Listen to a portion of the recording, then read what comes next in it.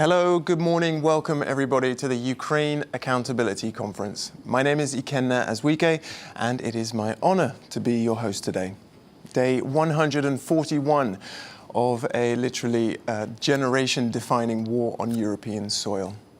Just a few rooms away from where we are sitting here in the studio sit a very big group of international ministers discussing in an unprecedented way just how we can coordinate investigations into alleged war crimes.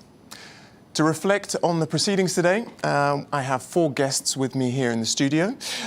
First of all, the liaison prosecutor for Ukraine for Eurojust, Myroslava Krasnoborova, welcome. Professor of Forensic Pathology at Maastricht University, Bela Kubat. Good morning. Good morning. The team leader of the team of experts on the rule of law for sexual violence in conflict, Chloé Marnay-Baszanger. Welcome, Chloé. And the Belgian parliamentarian who's also a member of the European Parliamentary Forum Executive Committee, psychologist, sexologist, UN Goodwill Ambassador for the last 25 years, I just heard, Goedele Liekens. Goedele, welcome. Now, welcome to all of our guests. For those of you who don't already know, today is an initiative of the government of the Netherlands, together with the Office of the Prosecutor for the International Criminal Court and the European Commission. But as much as today is, the focus of today is on the Ministerial Conference, it's also for all of you at home to keep all of you informed about what is going on and hopefully feeling a sense of inspiration and safety to continue doing the good fight, as it were. Today's Ministerial Conference focuses on three important areas. The first is ensuring how we can coordinate action of the international community, ensuring evidence can be brought in front of the courts successfully, and in relation to war crimes and sexual violence, it's about creating a culture of accountability in which the survivors are put at the very center. Я не думаю, що вони будуть наказані. У мене є фото цього офіцера, який знущався над моєю родиною. Але що ці фото можуть дати? Yeah, we'll be seeing very jarring clips like that throughout the day. They're painful to watch, but they're also a really visceral reminder of all the work that we need to do and why we need to do it. Myroslava, you're a prosecutor at Eurojust. That man we've just seen has literally lost hope of ever getting justice. What difference is a conference like this going to make?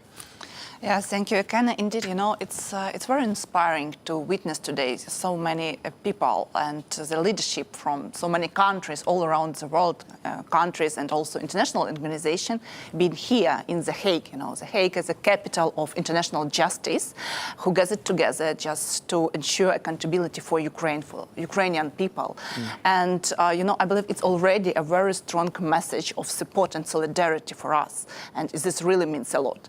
And but is that going to give him some hope? I mean, there's yes, a lot of people indeed. talking, but... Yes, indeed, because, you know, from the very first days, it was for us that it was obvious that with such scale, with so many atrocities, and we will need all the help and support. And today, I believe it's a perfect moment to see what is already achieved and what can be done additionally, just to ensure that there is no place for impunity. Yeah. Okay, well, talking about what has been achieved and what's being done, let me turn to you, Bela, because not so long ago you were part of a group of 30 experts who were on the ground in Ukraine, and you were with the Dutch military, and you were commissioned by the ICC on request of Ukraine to be there. Can you describe briefly, what did your team do there? Well, what we did was prepare further missions, also look what's needed, how the organization could be done when you go on for the investigations in the future, because our mission was quite short. It was just 2 weeks. But it should inventory the needs that are necessary, and for the International Criminal Court also create contacts in the Ukraine. And that was very successful, because we saw within the first week we had contacts and we could also start investigations and examinations by experts of the team. Yeah. And one of the aspects to ensure justice and effective investigations is, of course, also being able to bring evidence in front of courts, which sounds pretty obvious to me if you're doing an investigation, but why so much focus at this conference on that aspect? Well, if you bring evidence, it has to be sound. It's not just hearsay. You really have to have proof. For example, in my field of work, there was a case, there were many cases comparable, but there was a case of 350 people locked in a cellar, in a small cellar with very little food, almost nothing to drink, no medicine for those who needed them, and they were locked there for a month. Such a case needs to be analyzed, and there have to be sound, well-based, evidence-based reports to explain to the courts why this is very dangerous, why people die in these situations, so the judges can make a good judgment. So, for instance, that man referencing a photo he has of a perpetrator, you'd need all sorts of additional, evidence to prove that that was indeed. Yes, of course. Yeah. Of course, you need additional evidence, and that's why investigation teams are needed in the Ukraine, because the country is doing a tremendous job, but they can't do it on their own. Okay, thank you, Bela. Це відвертий геноцид українського народу. Ми будемо тебе гвалтувати до тих пір, поки ти ніколи в житті не захочеш українського мужика, для того, щоб ти в подальшому ніколи в житті не змогла народити українську дитину. Chloe, you have extensive experience of working with survivors of sexual violence in war zones, in conflict zones. You must have heard stories like the one we just saw in that clip a lot and seen a lot. You know what you need to do. You know how to do it. You just need the funding to do it, don't you? I mean, why this whole conference? I mean, I think what we need to remember is that historically sexual violence in conflict is one of the most silent and underreported crime, and accountability for it has been the rare exception. So I think this conference is very important, and that's why the Special Representative of the Secretary-General, Ms. Patten, is here today. Yeah. It's to stand in solidarity first with the victims and the survivors. I think that's an important message to pass, but also to work at supporting the initiatives and efforts. We've heard Bela just now, about what is going on and how much it takes to get accountability. So we're here to support the efforts of the civil society, of survivors, and of national and international institutions in trying to bring accountability. The facts are that now we have over 100 allegations. The UN has received over 100 of allegations of cases, which doesn't mean victim cases, of sexual crimes. And we need to ensure that those women, girls, men and boys find accountability and justice. Yeah. And I saw you really nodding in agreement when Chloe was describing how accountability is often pushed to the sideline. Going forward, part of the solution to ensure survivors find justice is creating safe spaces for them to be able to tell their story. Can you paint a picture for us? What does a safe space in that context look like? What does it mean? Yeah, the thing here is that all survivors of sexual harassments and sexual violence, they all need to feel safe before they can speak out, before they feel safe enough to talk, which is necessary if we want justice to be done. So the thing there is that we're talking here about refugees, internally displaced people in conflict zones. So there's hardly a way to feel safe. There's danger behind every corner. So we need those safe places because their alarm system is on high alert. It's as if your smoke alarm is always beeping. So we need to first see whom, and that's the difficult part, I will talk about that later, I hope, see whom or possibly survivors, victims at that point still, and we need the volunteers, the medical staff to be trained to make sure that those women and girls and boys get a safe place where it's calm, rest, and where nothing is pushed. But calm and rest where nothing is pushed, that requires time as well. So, are we pushing too fast for justice and actually? That's for me. That's the major challenge. There's this dilemma between we need evidence and we need witnesses, so we need to act quickly. But the survivors, they, on the contrary, they need time. They need time to feel safe enough to open up. They have other needs. They need shelter, food, take care of their children, physical needs often. So for them, it may take a year, even 2 years before they feel good, happy enough, safe enough to talk. But by then, the witnesses, the evidence is gone. So for me, that's the major challenge. Yeah. Myroslava. Yeah, this is something what I'm really, I would echo, because it's very important to find this balance. Because of course, for law enforcement, their intention is to preserve the evidence as soon as possible, just when they are fresh and people can say in details. But on the other hand, in such kind of crimes, you should be very, very careful, just not to cause any kind of re-victimization. And that's why we work, and I'm really happy that Chloe mentioned this, because we also need to work very closely with NGO, because they have a very good intentions, but sometimes they really need to think about outcomes of their work for these evidences to be admissible in the court of law, so. And that's literally what some survivors say. I felt like a piece of evidence instead of a survivor. And that's really a bad thing happening to them, because they want their dignity back. So for them, that's really important that they be treated with empathy, that they're be treated warm. So we need to work with the NGOs, the volunteers. And Chloe, working with the NGOs, what are the best ways of ensuring that happens in a cohesive way? I think that this conference is actually a good starting point. Bringing all of the actors together, including the NGOs. There was a workshop yesterday that was held as well with NGOs to have a discussion. And I think it's absolutely critical that this bridge between the different stakeholders is established. And I think this conference is an opportunity to do that, and we'll have to continue working at that on the ground in Ukraine. And just before the conference starts, maybe just Bela, as someone who's been there so recently, are you sensitive to, or did you see these sensitivities in action? Well, not with victims of sexual harassment or abuse, but we saw it with victims from bombings, for example.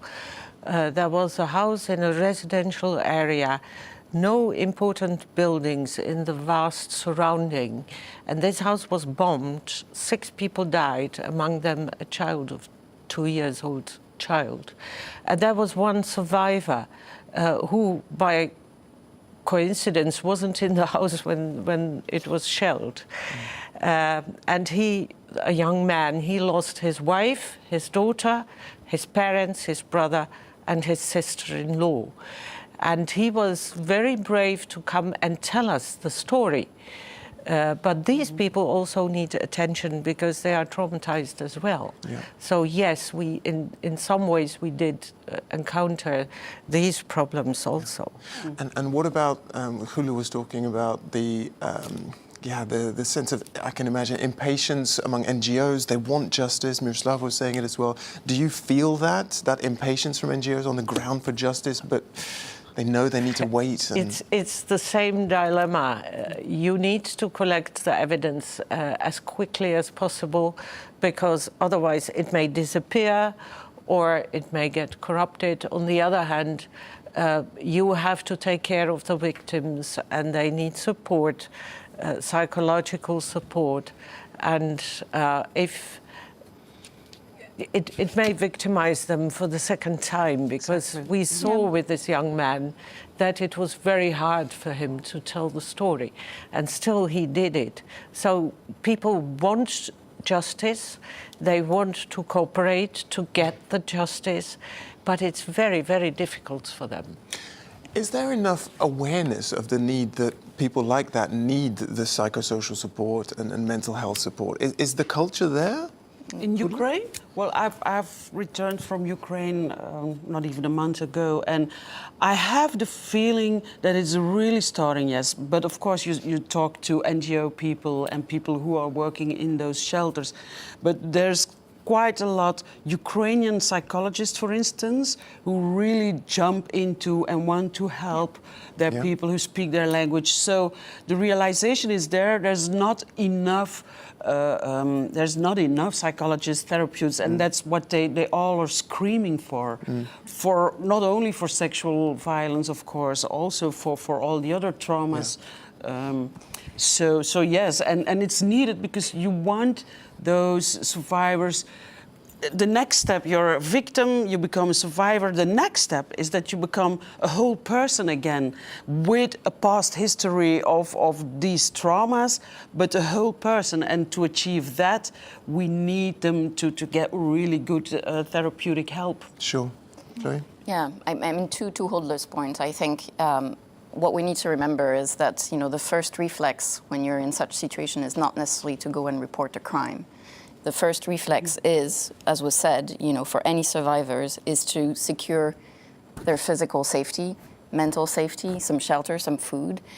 And only after that, can you go into the accountability process. And I think, what we need first and foremost at this point is to ensure that there is a robust investment, and I think that's a main message we want to pass at this conference. Investment, into money, services. are you talking about? Well, money, organization, infrastructure, coordination around the need for services, first and foremost, before you actually request and require people to be, what you said, pieces of evidence, so that they can be whole again before they enter a process that will necessarily be difficult for them and challenging. Okay, and let's put it out there then. Where do we need to channel them?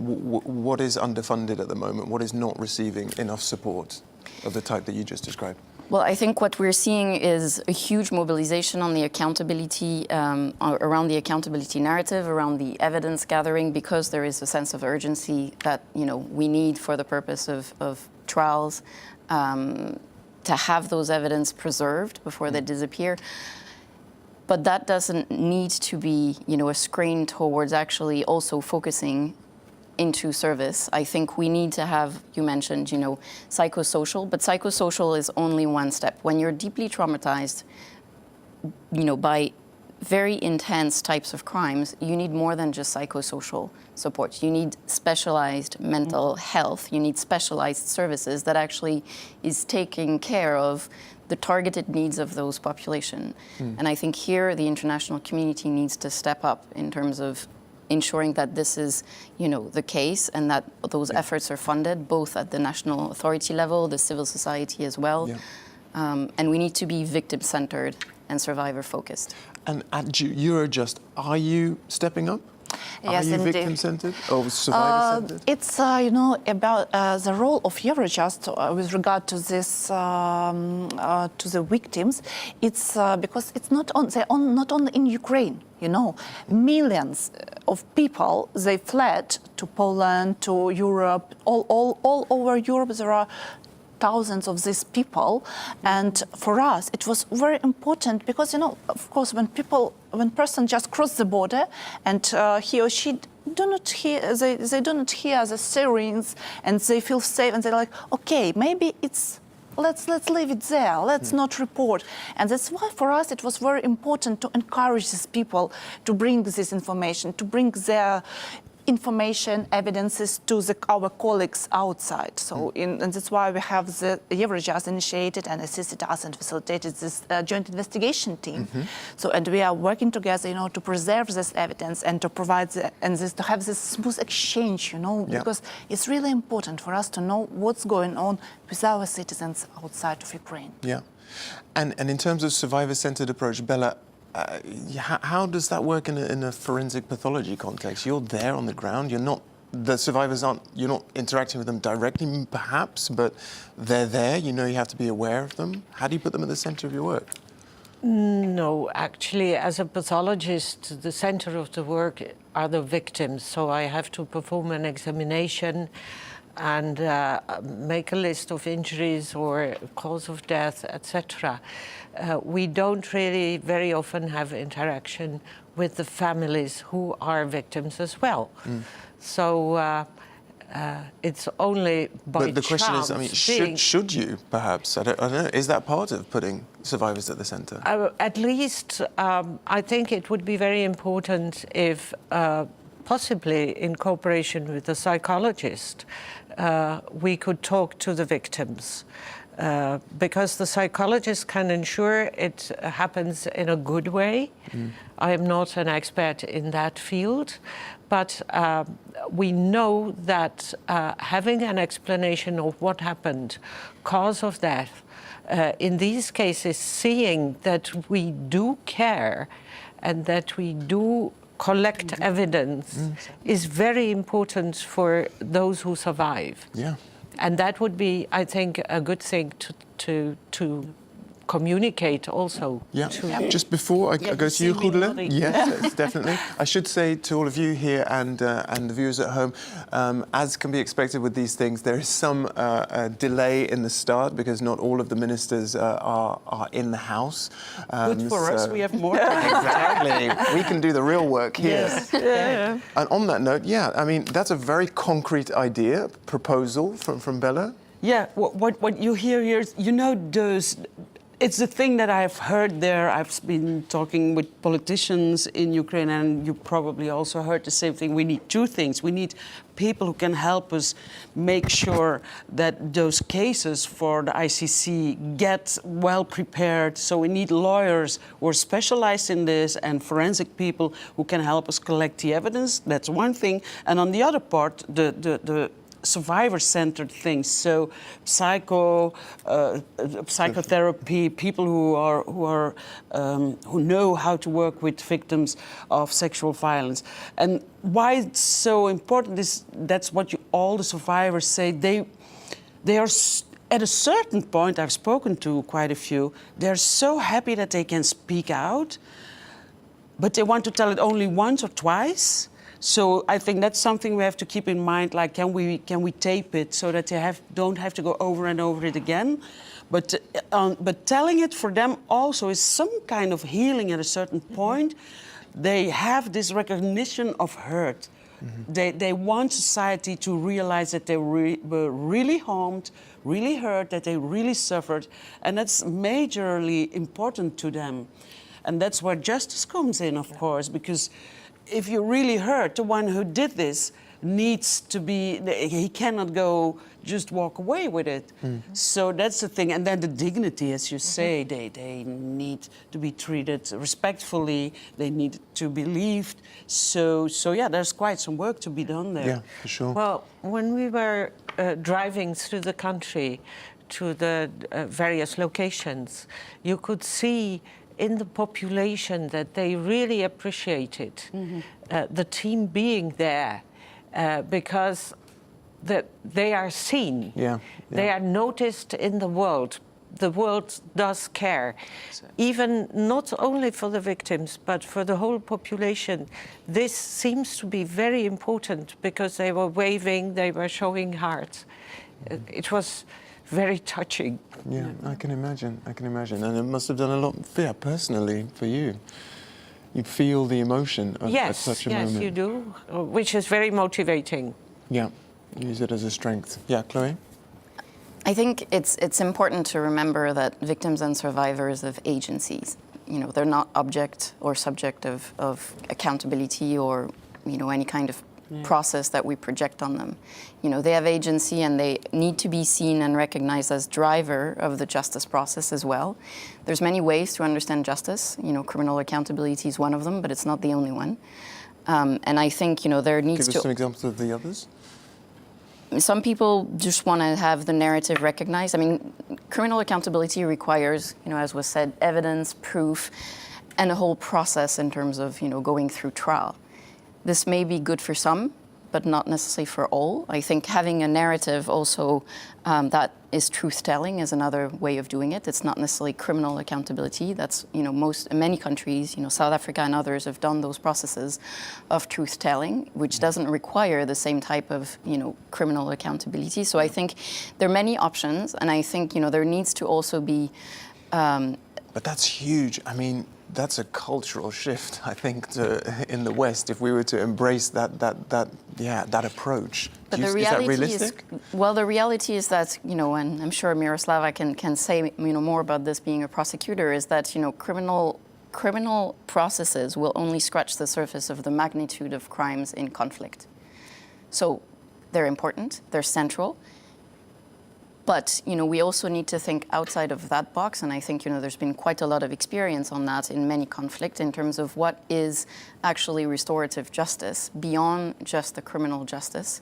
And my point is, I think it's not for us to say what is the best process. I think it's for the survivors to be at the center of the path that you need to walk for justice. Yeah. Okay, thank you very much, Chloe. Thank you all to all of our guests. We're now going to go live to the official opening. We'll watch it together and we'll reflect afterwards. The city of peace and justice. We are coming together to meet the legitimate demands of people who suffer war crimes and gross violations of human rights. Our goal is to work with common purpose and coherence of action in bringing those responsible for international crimes to justice.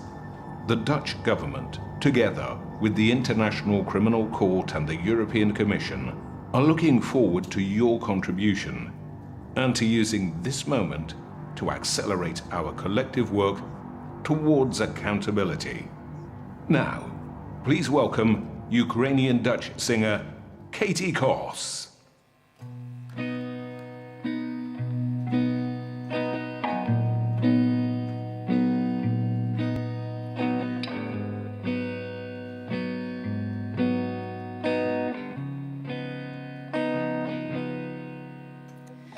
Hearts will break and dreams will fade, but pain will heal and times will change. We'll all be lost before we find the things that truly change our lives. So I'll move on while you decide to come along or change your mind. I'll move on with my broken heart and my faded dreams, but I won't start all over, 'cause pain will heal and times will change, so this will never feel the same again. If I move on, if I move on, if I move on, so I'll move on.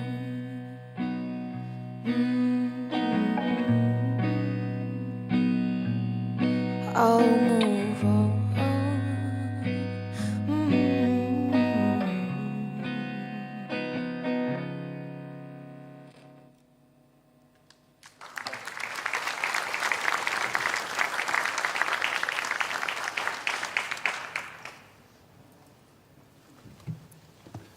Your Excellencies, ladies and gentlemen, it is great to see all of you here today. And a special welcome to Ukraine's Foreign Minister, Dmytro Kuleba, who is joining us by video link, as is President Zelensky later today. The road to justice starts with the will not just to go forward, but to do so together. And with that in mind, I would like to thank our partners in hosting this conference, the International Criminal Court and the European Commission. Ladies and gentlemen, the remnants of a shelled house in the middle of a residential area of Borodyanka. Nearby, 6 makeshift graves were found. One of them was smaller than the others, not much larger than the size of a baby.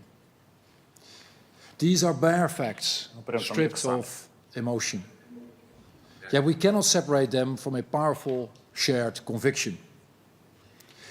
The forensic pathologist Bela Kubat, who takes part in the examination of the 6 bodies, described it as a kind of higher ethical standard that we as humanity have agreed upon.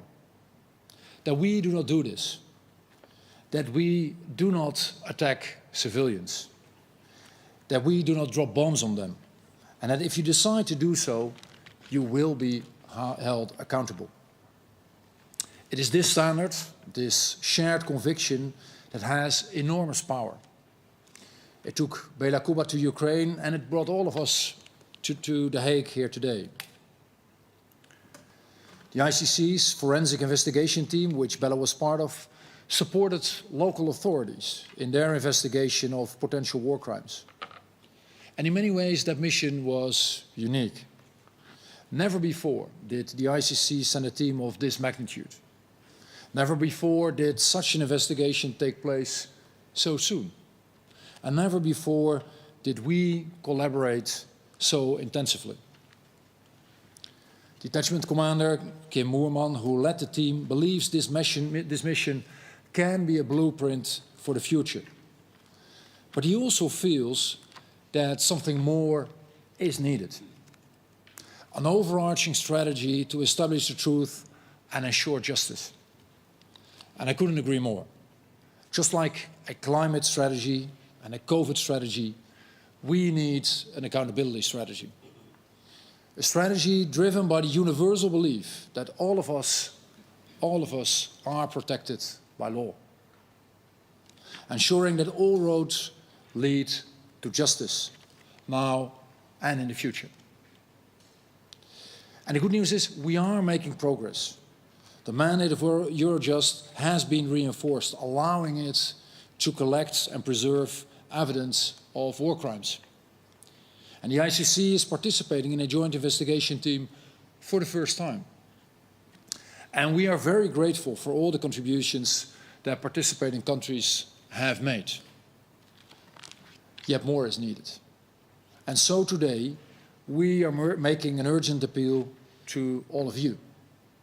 Not only to act swiftly, but above all, to persevere. The Netherlands is donating an additional €1 million to the ICC. We've also pledged €1 million to support the UN Human Rights Office in Ukraine.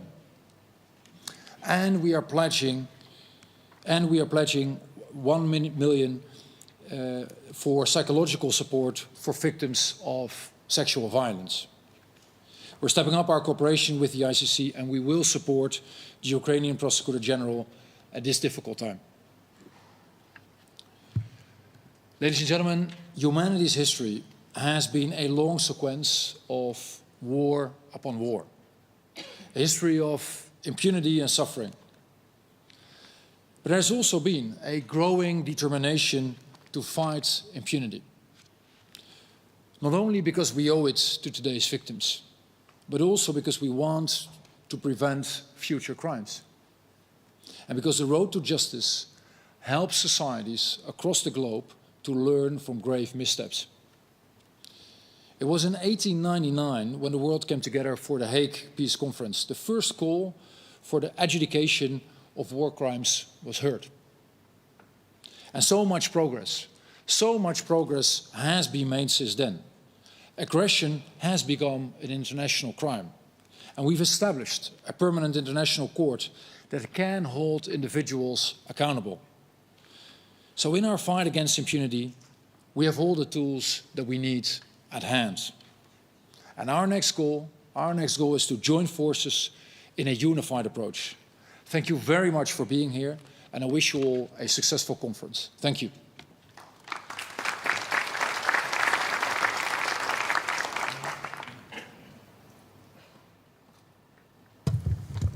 I would now like to give the floor to Karim Khan, the prosecutor of the ICC. Karim, the floor is yours.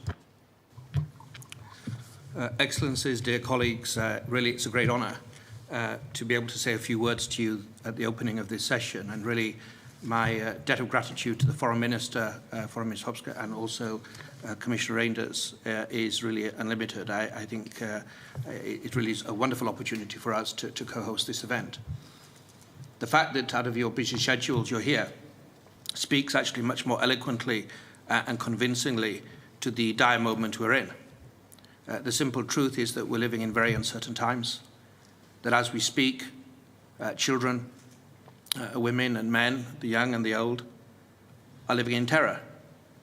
They're suffering in Ukraine and in so many different parts of the world, grieving about what they lost yesterday, holding their breath about what they could lose today and what tomorrow can bring. At a time like this, the law cannot be a spectator. The law cannot recline in comfort in The Hague or anywhere else for that matter, when it's meant to protect and uphold certain principles that are essential for humanity. This is what we're trying to do. This is why you are all here. And everybody has a part to play. Yesterday there was an event that the Foreign Minister and myself attended, members of our office, with civil society. Civil society is represented here today. States are represented here. We have a message in a moment from the High Commissioner for Human Rights. We have the SRSG under Secretary-General Pramila Patten. We have other USGs for genocide and children in armed conflict that are speaking and making statements. We need to really work together, respecting the independence of different mandates, but cooperating and communicating in as effective a way as possible. As the Foreign Minister said, I think there is hope. There is hope because whilst we see the devastation of the pictures that were on our screens a moment ago, not just the physical loss, but really the devastations of people's hopes and their futures, we have brought into very stark relief, you have brought into very stark relief, that we need to have a reawakening. This is a moment to have a growth spurt of international law. For far too long, one of the maladies that have afflicted us is viewing the law as something that can be taken when we want it and ignore it when it's inconvenient. This moment of clinging to the law and applying the law in a practical way as an anchor for stability and security is one that is the requirement of the hour. So action is happening. For the first time in the life of the ICC, 43 states, a third of all state parties, referred the Ukraine situation to my office. The day after the investigation was commenced on the 2nd of March, I deployed a team to the region. We have a continuous field presence. We have a duty station now in Kyiv that we're about to open. We've used innovation with the wonderful support of the EU Commission and the redoubtable President Ladislav Hamran of Eurojust. For the first time, as the Foreign Minister said, the ICC OTP is part of a joint investigation team.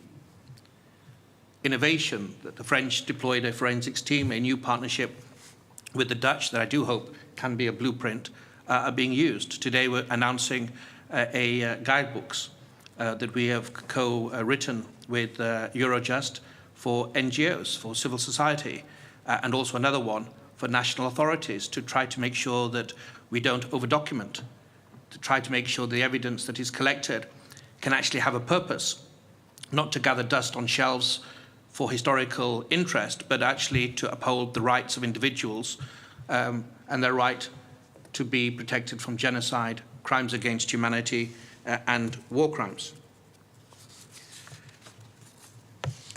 For me, this conference represents a need. It addresses a need of coordination, of coherence, as the Foreign Minister said, the need of an overarching strategy. We need to learn the lessons of the past. When I made this announcement, when I made the declaration on the 25th of February, I was in Cox's Bazar. And we saw there the cost of over-documentation. We've seen in Iraq and Syria the need of the Murad Code. We need to realize this is not about fiefdoms. It's not about different entities struggling and competing and rubbing against each other. It really is about a need to make sure the law can fulfill its purpose across the needs of Ukraine and to use it as an important platform for many other situations. Because really, for goodness sake, if at this moment we don't realize the law has a role to play, yes, of course, not in isolation, together with other measures we see in different parts of the world, we saw in the Balkans, we see in many other situations the need for diplomatic focus, political action, economic actions. But the law cannot be idle and it cannot be disregarded or relegated to a secondary position. If we do that, I think we have a chance to have a second wind, so to speak, a second sprint where the law has an ever more important, an ever greater role to play in the lives of individuals. But it needs you. It needs your capitals, it needs your leadership, it needs your leadership to make sure that we don't lose focus with the economic maladies that are being confronted by many countries, with the different demands that the economies face. We need to make sure in Ukraine and in many other situations, the lives of those that look up to you, that count upon us, are vindicated by concrete action. And if we do that, I think the purpose of today will be time very well spent indeed. Thank you. Karim, thank you so much. I would now like to give the floor to European Commissioner Didier Reynders. Didier, the floor is yours. Thank you, Wopke. Ladies and gentlemen, the losses suffered by the Ukrainian people can be counted in the millions of homes destroyed by Russian bombs. They can be counted by the billions of dollars or euros needed to reconstruct the villages, towns and cities lost to this war. The Ukraine Recovery Conference brought partners together to discuss this earlier this month. But for the victims of war crimes, what they have lost cannot be counted like this. You cannot put a price on the loss of life, the loss of a family member, or the loss of a person's dignity. In March, the President of the Commission, the European Commission, tasked me with setting up a task force to coordinate EU efforts on sanctions enforcement, the Freeze and Seize Task Force. As Commissioner for Justice, I'm also responsible for coordinating all efforts to bring war criminals to justice. It is only with justice that we can help victims and their families. This is a gigantic task, not least because it requires the collection and storage of evidence in the midst of a war. It requires a strong, stable Ukrainian justice system, and it requires your support. But this is why we are here today, so I want to thank the ICC, the Dutch government, and you for being here. The link between accountability and peace is unbreakable. Accountability for war crimes is a part of a country's healing and reconstruction. Without this, it is impossible to move forward.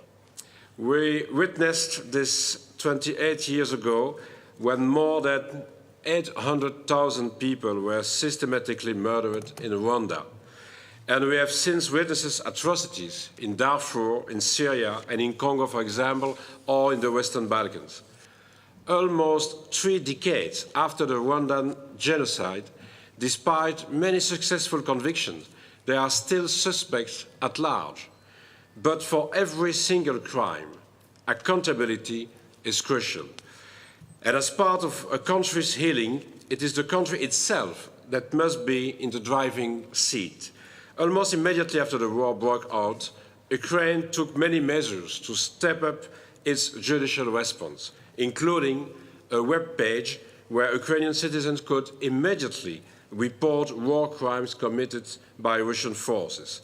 This has encouraged Ukrainian victims, citizens, and civil society organizations to report evidence and vital information. This must continue. For Ukraine's international partners, it is important to understand that the support we provide must be coordinated. but also complement the work that Ukraine is already doing to ensure accountability. With regard to the collection of evidence, I want to commend the courageous work of Prosecutor-General Irina Venediktova and her team. They are traveling to areas in which armed activities are still ongoing to document war crimes and collect evidence. As I mentioned, civil society is also very helpful here. NGOs in Ukraine have crucial experience in documenting war crimes and crimes against humanity.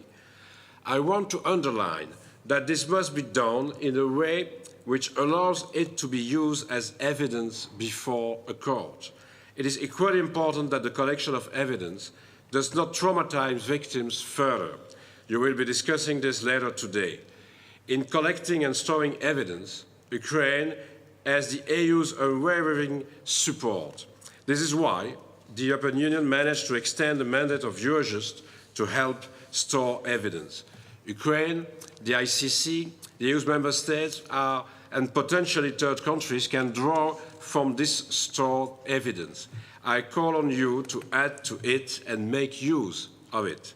In addition to collecting evidence, achieving accountability requires coordination. This means coordination amongst actors, but also coordination in terms of jurisdiction. Today, there are more than 20,000 investigations open on war crimes in Ukraine. 14 EU member states are investigating crimes, as well as the International Criminal Court, which has complementary jurisdiction. At the end of March, Lithuania, Poland and Ukraine set up a joint investigation team with the support of Eurojust. The Office of the Prosecutor of the ICC has since joined together with Estonia, Latvia and Slovakia. We hope that Europol will also join this joint investigation team, and we are working together with the US with an arrangement between Eurojust and the US for the good collaboration in the joint investigation team. I'm happy that in the midst of the tragedy, the EU could offer Ukraine the hope of becoming a member one day. It was extremely powerful to see the EU flag carried into the Ukrainian parliament. This is also a reason why the EU continues to encourage Ukraine to make the necessary judicial reforms, including the ratification of the Rome Statute. The European Commission and its rule of law experts are here to help Ukraine uphold the rule of law and protect its strong justice system that can stand on its own 2 feet. Equally, the European Commission is committed to ensuring that all individuals responsible for war crimes stand trial and are brought to justice. There are different actors that can help us achieve this. This will involve the ICC, but also the national courts of member states acting under active or universal jurisdiction. To conclude, accountability requires the collection of evidence and coordination. Together with a strong Ukrainian justice system, a strong ICC, and strong national courts, these are crucial elements to moving forward. With every step we take, it is important that justice remains at the forefront of our minds. I look forward to hearing your thoughts on this today. And again, coordination, it's an important word because we have to work not only for the next months, the next years, but maybe the next decades. And we will continue to do that to bring all the perpetrators of atrocities in Ukraine to justice. Thank you. Thanks so much, Didier. I would now like to give the floor to the Minister of Foreign Affairs of Ukraine, our dear friend and colleague, Dimitro Kuleba. Dimitro, the floor is yours. Dear Wopke, dear Ministers, Excellencies, I regret I was not able to join you today because of my leg and health condition, but I'm really honored and appreciative of the invitation to address you. And I would like to thank you, Wopke, in particular, for bringing together all respective representatives of countries and international institutions which do care for bringing Russia to accountability. I would also like to thank Office of the Prosecutor of the International Criminal Court and the European Commission for co-organizing this conference. This is a clear demonstration of solidarity and commitment. At the outset, I want to state it crystal clear. Ukraine accuses Russia of committing a crime of aggression. Together with other nations, organizations, and institutions, we will use every available tool to seek justice for thousands of innocent victims of this crime, and we will not rest until perpetrators are held to account. We appreciate the role played by the International Criminal Court, and we see that it handles the issue with energy and commitment. But if there are no appropriate instruments which allow us to deliver justice specifically with regard to the crime of aggression, we are committed to going back to the very roots of international criminal justice to create appropriate mechanisms. And therefore, I call on all nations to back our just and legitimate quest for justice and accountability. Otherwise, if perpetrators get away with this crime, we will have to live in a dark, dark world. The war of aggression Russia is waging against Ukraine is the largest and most brutal war of aggression in Europe since 1945. It has been committed in overt defiance of the foundational principles of international law. The legal response to it shall be appropriate and resemble the response which the international community found to bring perpetrators to responsibility after World War II. As provided for in the judgment of the International Military Tribunal in Nuremberg, to initiate a war of aggression is not only an international crime, it is the supreme international crime, differing from other war crimes only in that it contains within itself the accumulated evil of the whole. Let us not forget that committing the crime of aggression is the basis for commission of other crimes under international law, in particular, crimes against humanity and war crimes, which will be investigated and prosecuted by the International Criminal Court in the most capable way. Unfortunately, there is currently no international court or tribunal that could effectively try Russia's top political and military leadership for committing the crime of aggression against Ukraine. International justice provides appropriate mechanisms to address war crimes and crimes against humanity committed during Russia's war. They are currently being investigated by Ukraine, and I'm proud that Prosecutor-General of Ukraine is focused on creating the legal basis for prosecution of these crimes. A number of other states and the International Criminal Court.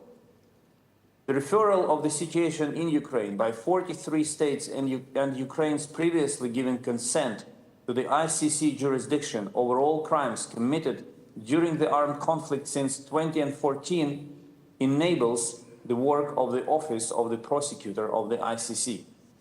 Ukraine remains strongly committed to cooperating with him in his efforts. At the same time, the ICC faces objective difficulties in gaining jurisdiction over the specific crime of aggression against Ukraine for a number of legal reasons. Unfortunately, these difficulties appear to be unsurmountable for the ICC. I believe that there has never been a more appropriate time to fill in this glaring gap in the architecture of international criminal justice. This is why Ukraine calls on the establishment of a special tribunal which would have a specific jurisdiction over the crime of aggression against Ukraine. We have heard a number of reservations since the idea first floated in the early March. Most of them express concern that this effort could replace existing international courts and tribunals, thus weakening them. I want to clearly reiterate, we do not have any such intention, and this will not be the outcome of our effort. In fact, we have always been working closely with all international courts and tribunals, and in particular, the ICC. Ukraine as a state has always been and remains deeply committed to international law. We wish the existing institution to be as strong, as sound as possible. All we want is the crime of aggression committed by Russia against Ukraine to not remain unpunished. A number of international organizations and national legislators have already adopted resolutions supporting the establishment of the special tribunal.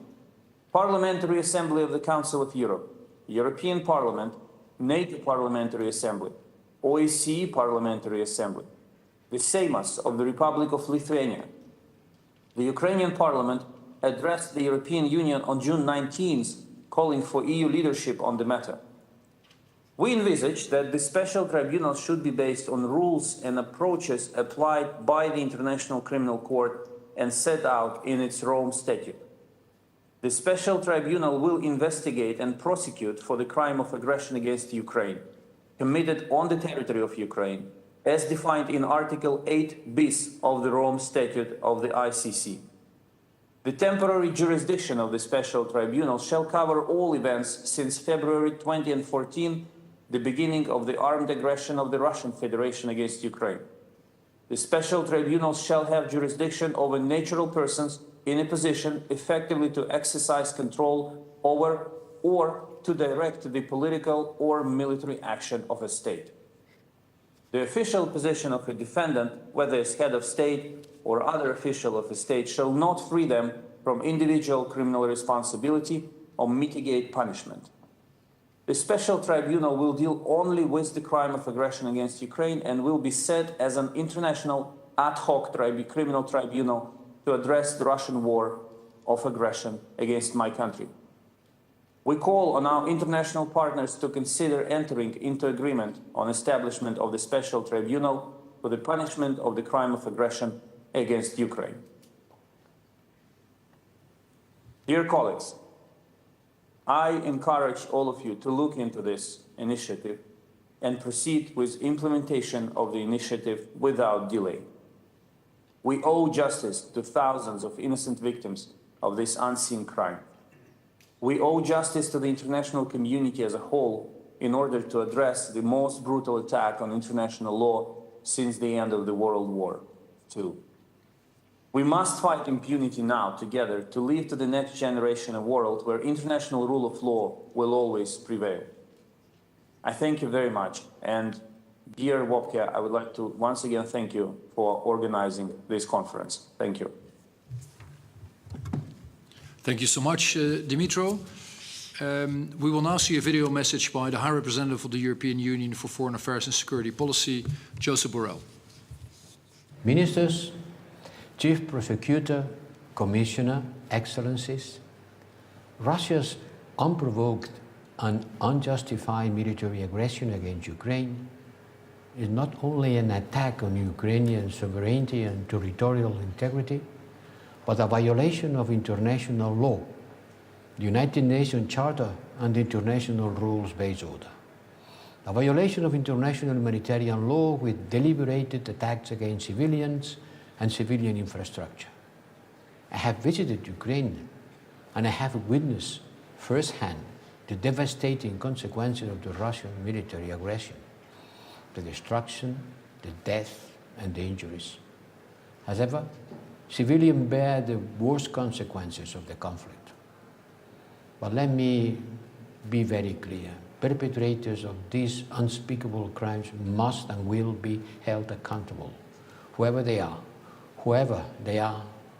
Russia's actions have severe repercussions, not just for Europe, but for the rest of the world. From Asia to Latin America to Africa, this is not a European war. This is not a Western war. Russia's action deliberately increases the risk of global food insecurity and disrupts international trade. The number of victims, of those whose human rights have been violated, is rising, and as the cases of conflict-related sexual violence.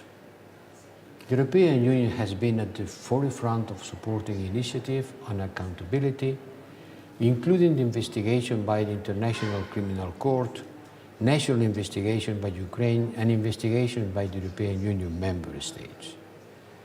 Today's meeting is a good opportunity to explore how we can further enhance our cooperation, to share the burden by using our resources efficiently, identifying concrete needs, filling gaps, and avoiding duplications. The perpetrators of the most serious international crimes must be brought to justice and held to account, in Ukraine and everywhere in the world. We owe it to the victims. Impunity is not an option. This gives full importance and value to this meeting.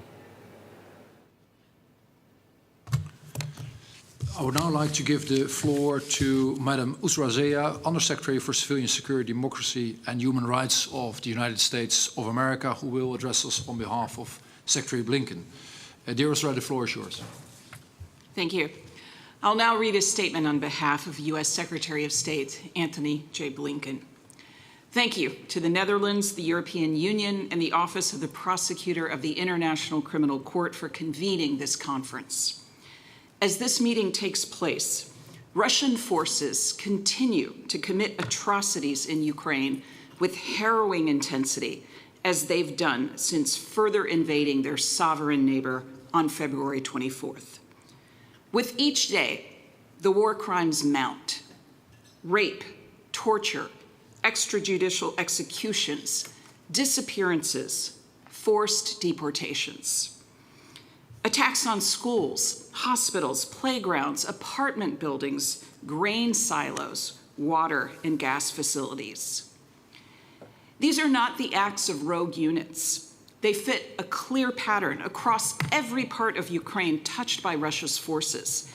And they fit a clear pattern with Russia's previous actions in conflicts in Chechnya, Georgia, Syria, and Ukraine starting in 2014. Every one of these attacks has its victims. Like the 47 people killed, including a 9-year-old boy in a Russian strike on an apartment complex in Chasiv Yar last weekend.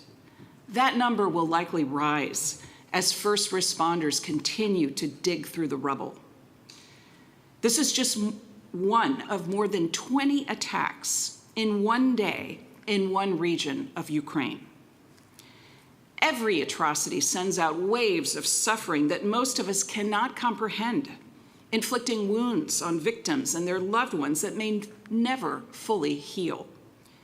It's our responsibility to hold the perpetrators accountable and deliver justice and support for the growing number of victims.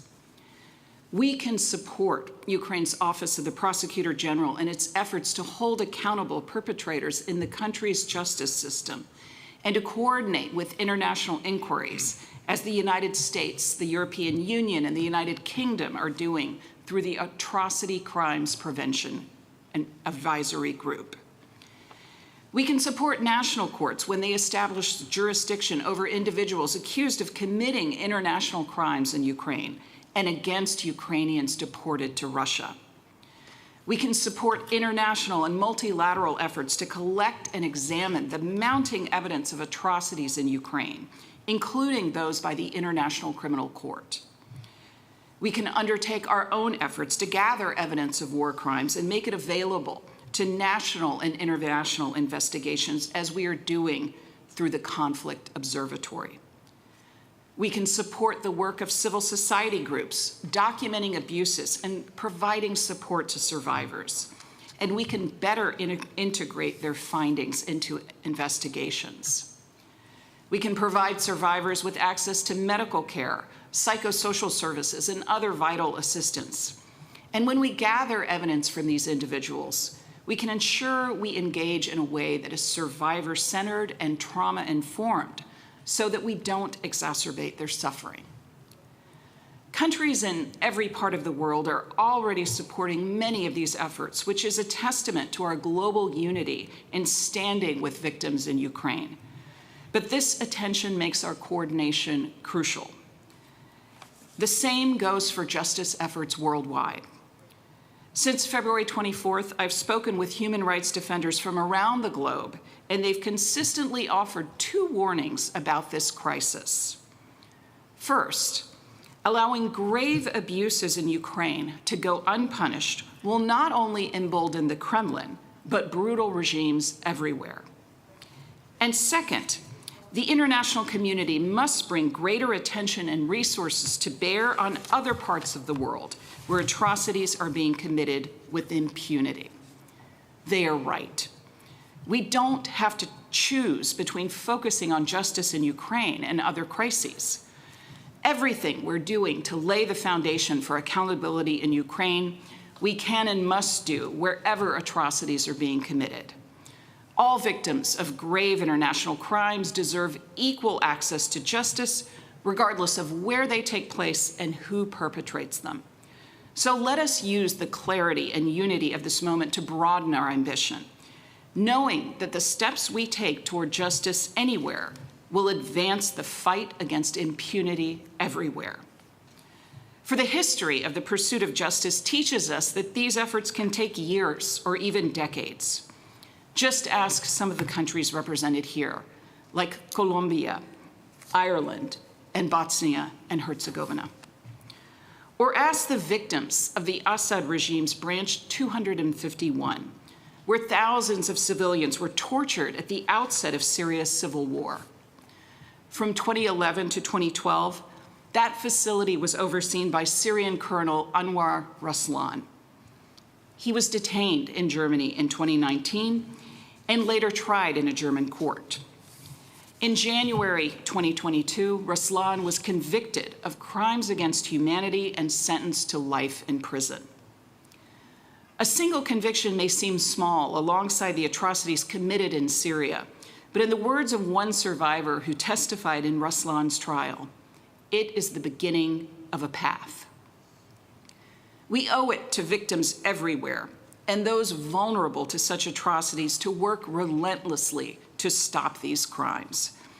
And we owe it to them to stay on the long path to justice, so that when perpetrators are eventually forced to stand for their crimes, and that day will come, the case against them will be unimpeachable. Thank you. Thank you so much, Azra. We now see a video message by the United Nations High Commissioner for Human Rights, Michelle Bachelet. Excellencies, distinguished participant, this conference in the City of Peace and Justice comes at a critical moment, almost 5 months into a conflict of destruction unseen in Europe for decades, and with ramifications for countries and people worldwide that are worsening by the day. From its outset, I have insisted, as in conflict wherever they may arise, on the vital importance of accountability for violations of international law, for violations of international human rights and humanitarian law, and for violations of international criminal law, all wherever and by whomever committed. In that, the human rights of victims and their families to truth, justice, and reparation are our fundamental baselines. My office, through its Human Rights Monitoring Mission, has been monitoring and reporting on the situation in Ukraine for over 8 years. And since 24 February, the mission has been verifying allegations of gross violation of international human rights law and serious violations of international humanitarian law in the context of the Russian Federation's armed attack on Ukraine. The number of these allegations and their gravity are appalling, and a great many concern violations, including conflict-related sexual violence that may amount to war crimes. Our mission will continue its essential work of documenting, monitoring, and reporting. The UN Human Rights Council also quickly took an important step in establishing an eminent commission of inquiry to conduct investigative work into the situation, a process with which my office is also fully engaged by way of support. Excellencies, justice, we know, is best served at the national level, consistent with international due process and fair trial standards. The national justice system of Ukraine has already taken important steps of investigation and trial, which we are monitoring. Given the breadth of the challenges it is facing, it is crucial that the international community continues to support increased capacity for Ukraine's investigations into alleged war crimes committed on its territory, whatever the circumstances. In that, I acknowledge the efforts to date led by the Prosecutor-General of Ukraine. The appropriate collection and preservation of evidence, including forensic evidence, which can in turn be utilized in legal proceedings, is key to ensuring accountability. And I urge this conference to marshal further support for Ukraine's authorities in this area. The International Criminal Court, for its part, sees within its jurisdiction with formal investigation, while beyond that, a multiplicity of other actors of international and regional level, as well as non-state actors, have been engaged, both individually and in various combinations, on different aspects. We know from unfortunate experience the risk of overlap and inefficiency, as well as re-victimization and re-traumatization of victims and families that can result from cross-cutting and duplicative efforts, however well-intentioned. Such outcomes can and must be avoided. In addition, programs for supporting accountability should consistently be founded on a victim-centered approach, framed by the rights, needs, and interests of victims, along with access to necessary rehabilitation and support services. As I have previously emphasized, effective coordination between these efforts within respective mandates and under applicable legal frameworks is key to ensuring both best complementarity and focused use of limited resources. This conference offers an important platform to move towards translating these shared principles into operational realities that work on the ground. In conclusion, I recall the binding order of the International Court of Justice, also delivered in this city on the 16th of March 2022, for the Russian Federation to suspend the military operation that had commenced in February 2022 in the territory of Ukraine. Compliance with that ruling continues to be essential to bring to an end the violence of arms we continue to witness daily and the recurring violations and abuses in its wake. To ensure accountability and consistent with its own obligations, the Russian Federation must also investigate, prosecute, and punish members of armed forces found to have committed violations of international humanitarian law. I thank you for your attention.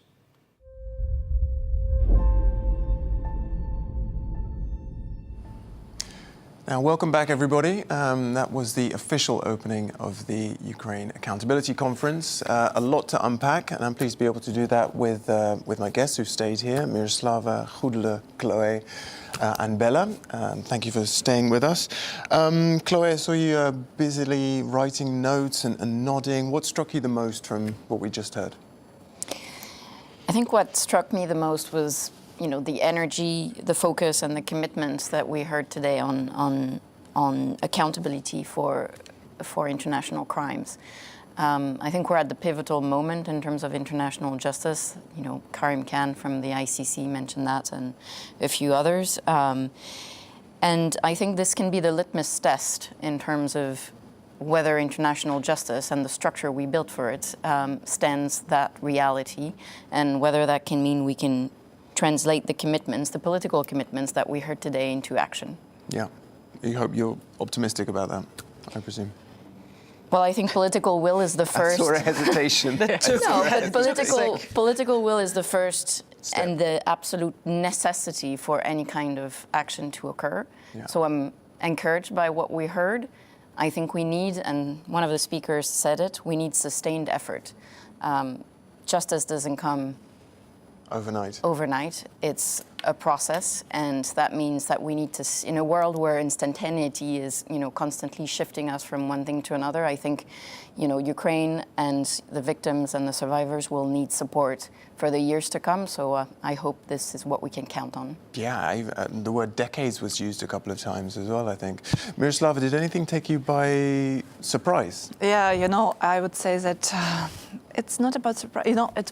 A lot of messages I would echo the same, because as you can imagine, it's very personal for me. Yeah. But maybe just these two words that Minister Hoekstra mentioned. He said several times, never before, and this is something that resembled me with another two words, never again, Mm-hmm. And this is something that I would really, really want us all work together, for children, never again clearly distinguish the difference between the sound of missile and the plane, and never again orders should spend their days and nights in bathroom, and never again people should die from a shortage of food or water just because somebody decided to invade their country and to suppress them. And, another moment that was said, and indeed it's, somehow maybe... Before you go to that other moment, I'll tell you what, let's run a clip of a reminder of what Minister Hoekstra said. Never before did the ICC send a team of this magnitude. Never before did such an investigation take place so soon. And never before did we collaborate so intensively. Before we go to your other reflection, I mean, one thing that strikes me hearing that, though, is why on earth hasn't it happened before? Because I believe that it's also that there is such a huge support and solidarity, you know, and especially that you have this unity in achieving accountability, because we have, you know, like national investigation in Ukraine. We have also different investigation in other countries based on universal jurisdiction, and we have ICC who is conducting its own independent investigation. And we really need to put this together, you know, like a puzzle to see the bigger picture and to ensure that there is no gaps, you know. I mean, solidarity is great, but I mean, is that going to give comfort to, we may have at home, you know, Syrians watching, Yemenis, Afghans. We've heard Chief Prosecutor Khan talking about the level of innovation and deployment that happens so quickly. I believe they say, you know, that this particular war, it will be one of the most documented conflict, you know, because it really goes online. So you see all this information, as it was mentioned, about this resource where people can really submit their evidences, their information about crimes online. And a lot of different data, a lot of, you know, OSINT data, all the rest. And this is something that is really new. And it's also something that I would say, comparing to other conflicts, that Ukraine is in position to investigate these crimes itself. So Ukrainian authorities are capable and they are operational and they can do the investigation and further prosecution. This is something that was also very, I would say, comparing to different situations with other conflicts. Yeah. I don't think anyone want to add anything? Yeah, cool. Yeah, I've written down never again, because it's a really important thing, and also for the survivors of sexual violence, if they want to feel a sense of justice, for them, the prevention part is important. Like to say, this shouldn't happen again. This shouldn't happen to my daughter, my sister, and there we need to be brave and courageous, because that means that we have to emphasize on gender equality, even worldwide, because we do know that soldiers with gender unequal norms are more likely to commit sexual violence. So this is a really brave thing that we need to do. We need to focus on gender equality worldwide. This means textbooks, education, access to sexual and reproductive health and rights. We need to give girls and women the power to decide for themselves. And that's the foundation of a kind of prevention, and justice, of course, is really important. Justice to take the guys who did this to bring. Are you them disappointed then? Because I didn't hear any of that being talked about here. No, exactly. For me, we need to go a step further. We need to look at how can we prevent those things from happening, because we know it's not only in Ukraine. The Yazidis had this, in Rwanda this happened. So it's really a weapon of war that they use as a strategic thing to a genocide even sometimes. Yeah. So we have to focus into that part as well. Yeah. Okay, let's change focus a little bit and let's run the clip from Bela Kubat. If there are no appropriate instruments which allow us to deliver justice specifically with regard to the crime of aggression, we are committed to going back to the very roots of international criminal justice to create appropriate mechanisms. And therefore, I call on all nations to back our just and legitimate quest for justice and accountability. Yeah, I think, Chloe or Myroslava can perhaps best speak to this. Minister Kubat was talking a lot about, the creation of a special tribunal. Why so much focus on that? I would say, because on our side, we really look for all the possibilities to bring justice, and if there is any gaps, any legislation gaps, any institutional gaps, we're really looking for all the possibilities to ensure that all kinds of crimes would be punished, just as we said, to ensure that it's never again. Yeah. And in terms of building momentum on everything that's been said, what are the hurdles to, let's say, to creating the cohesion that, and the coordination that everyone was talking about? What would you say, Chloe? I mean, I think, we've heard in a number of the statement the magnitude of the task and the magnitude of the cases.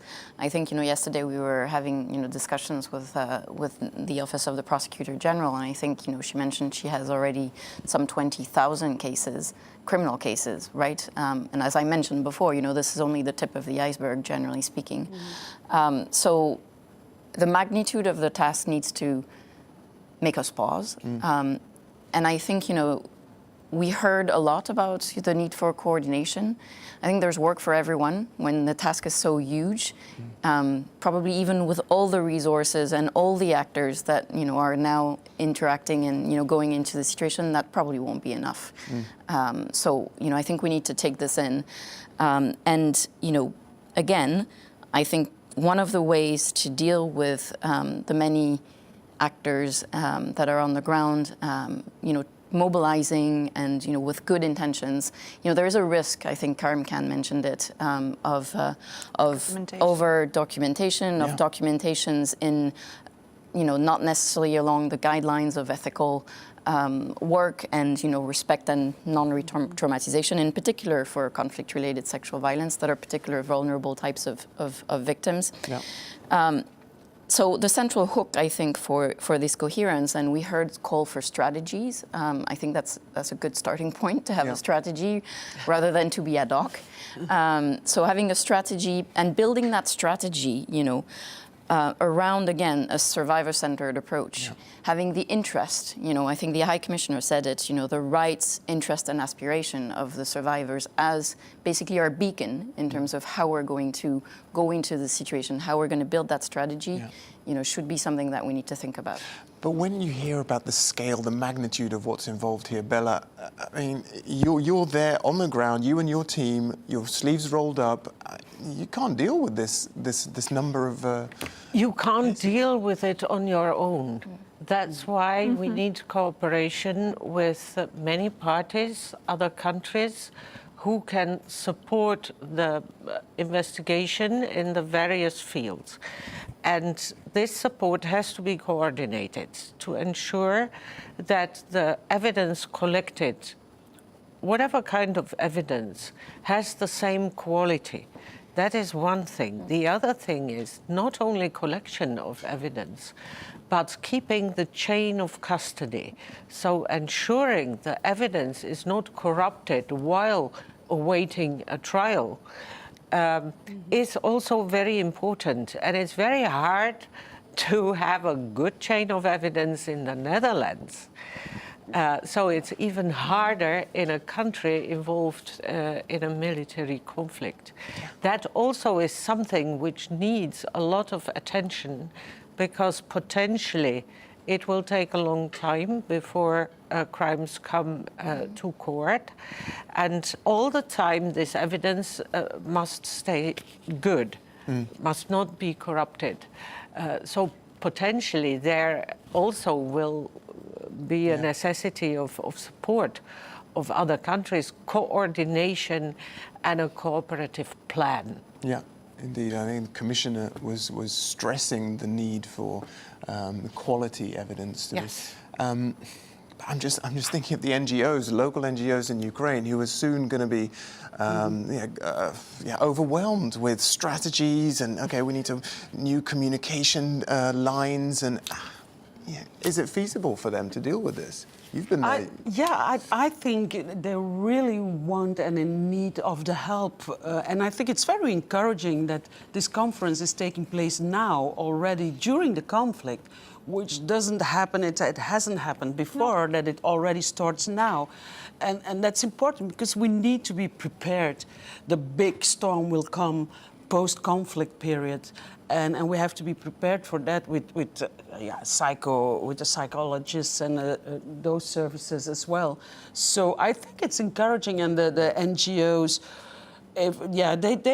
the ones I've spoken, they really very, very much wanting the help and even screaming for help. So let's do this. Okay, let's go first of all to a clip. I think Karim Khan and Minister Reynders also referenced the local NGOs. Let's run those clips. For me, this conference represents a need. It addresses a need of coordination, of coherence, as the Foreign Minister said, the need of an overarching strategy.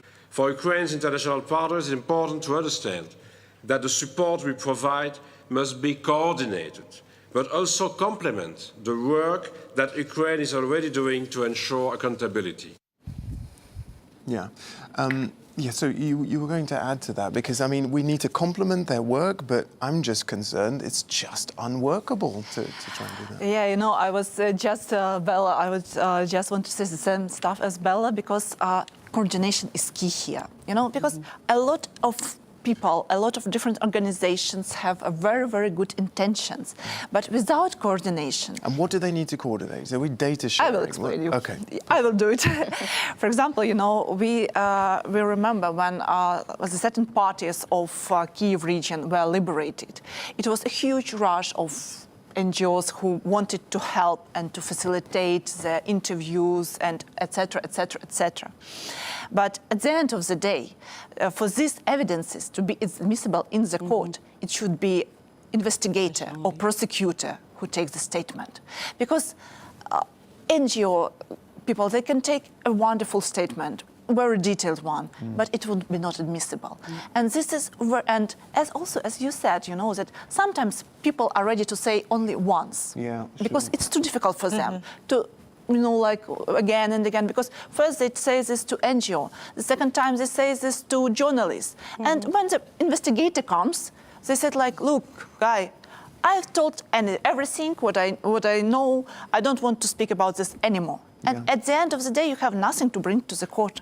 And that's why here, and what we are also doing in Office of the Prosecutor-General in Ukraine, we are coordinated with NGOs that, look, there is certain evidences, there is certain information that you can gather yourself. But when it comes to statements, to official statements, please coordinate with us. Because this is something that should be chain of command, and that should be really gathered very, very properly. Yeah. And this applies to local NGOs, but also probably international ones coming in to think they're helping. Yes, that's why it's very important to know the local legislation, because our needs, how it's, you know, in the Ukrainian legislation. So in the short term, we're talking, go ahead. Actually, that's what I wanted to add. If we develop, we here in the Netherlands or EU, if we develop a strategy and a plan, we must do it with Ukraine. Not about or for Ukraine, but it's absolutely crucial that we do it with Ukraine, because Ukrainians know their legislations and they must feel comfortable with all the measures that we are so very willing to offer. And that's very important, I think. Yeah, thank you, Bela, yes. Chloe? I mean, I think it's coordination is key, and you know, both Bela and Myroslava, you know, reminded us why. I do think, and we've seen it, you know, there is mobilization at the member state level, at the Ukrainian authorities level. There's also, you know, mobilization at the civil society level, and you know, there is room for improvement for everyone, I think, and you know, there is a need for support of national institutions and of civil society. To skill everyone to actually be able to make a difference on the ground. And in terms of strategy, I think, you know, strategies are always important. It's also very important they're not imposed, and that, you know, all of the stakeholders actually build the strategy together so that they're working towards a common goal, and that includes, you know, including civil society and the voices of victims and survivors. Because it's a common criticism of international organizations that they just parachute in with ideas and strategies, but this really needs to be crafted together. That's right. Are there any precedents of where that's, or is this the first time this is really happening on the ground? But no, I think you see it. I think, you know, civil society always has a voice. I mean, in many of the conflicts, and I think it's just important to ensure that there is that consultative process, that there are those bridges that are built with the different stakeholders, so that it's not one-sided. Yeah. Okay. These images. Yeah. Sorry, if I look at you, I see those horrible images all the time. Yeah. So, whoa. And that is something that's been it's a conscious decision, I think, at this conference, to have this kind of fully immersive atmosphere here. The entrance. Yeah. You walk in, and for people at home, as people walk in, you're confronted by huge photographs of really harrowing pictures, and I think perhaps we have some shots of them as well. Even I think the wood is supposed to resemble like being underground, and you can smell like burnt wood. It's I mean, do images like this still affect you? I guess they do. Yes, they do. And it's, as a psychologist, I would say a sad thing that they are needed in one way, because I think if you want to shift people's minds and to make people realize this is important and we need to do something, you have to touch their heart. So you and then think it goes they to will the brain. Yeah. So unfortunately, we still need those images. This is not fiction. This is reality. Yeah. So we need to show people this is happening. So all to put our power together and to make this work. Yeah. And if Goedele, you had your podium at that huge round table that we saw, what would you say to the ministers? What do they need to prioritize? Well, I think what I've just heard, and that it's really like that those people in Ukraine, we need definitely to work with them together. They're really screaming for support. On different levels, also for prosecuting, as I said, they say we need lawyers who know how to work with ICC, we need all those, but also the volunteers, the nurses, also they realize we have some people here who are really traumatized, and we do not have the skills to give them the psychological services needed. So they really do realize also for the witnessing and telling the story again and again. So I think we shouldn't worry there. And then for me, again, as I said, the prevention part is really important, the part where we say, how can we prevent those kind of cruelties to happen again? And then we do know that gender roles are often used to justify sexual violence. So I think we really need to work on that worldwide. And again, it's a critical topic, and we need to be courageous. But it's the only way up. Yeah, absolutely. Probably too many men as well at that big round table. That's what we need to change. Well, we need men on board, and most of men are great. So let's work with them. I appreciate that. Okay, on that note, I'm going to say thank you to all of our guests here. We've heard the official opening. We've analysed everything. Now it's time for the ministers to do their bit behind closed doors for the moment. We'll be back later on.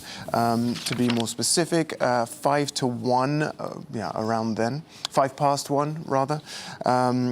So just before the closing remarks of the conference, join us here for more up-to-the-minute analysis at the Ukraine Accountability Conference.